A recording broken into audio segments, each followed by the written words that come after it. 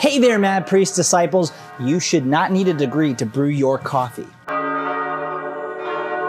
From Mad Priest, a bondservant of good coffee, called to be a coffee roaster, set apart for the gospel of specialty coffee.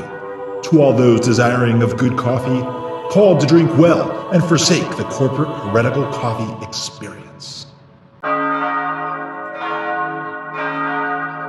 Let's explore the four main horsemen so that you can properly brew these holy mysteries. And if you want to explore things a little bit deeper, have no fear. We're going to have more in-depth videos for your daily devotions. Plainly speaking, just make sure you have the right amount of holy goodness to water. A scale is the best method, as it's more accurate than volumetric. 60 grams per liter is a great way to start. Yes, we do use the metric system. If you don't have a scale, just get a scale. $10, just go buy a scale.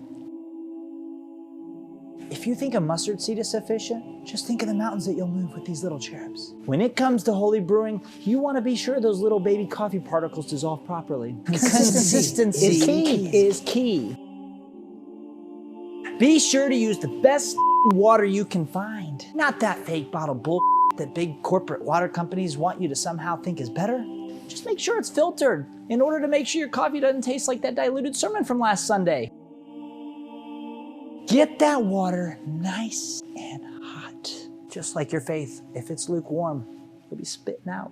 Still having doubts? Check out our other epistles regarding holy coffee brewing. Trust me, we're talking Roman style, not this 2nd, 3rd John approach. Get mad. Get Mad Priest Coffee.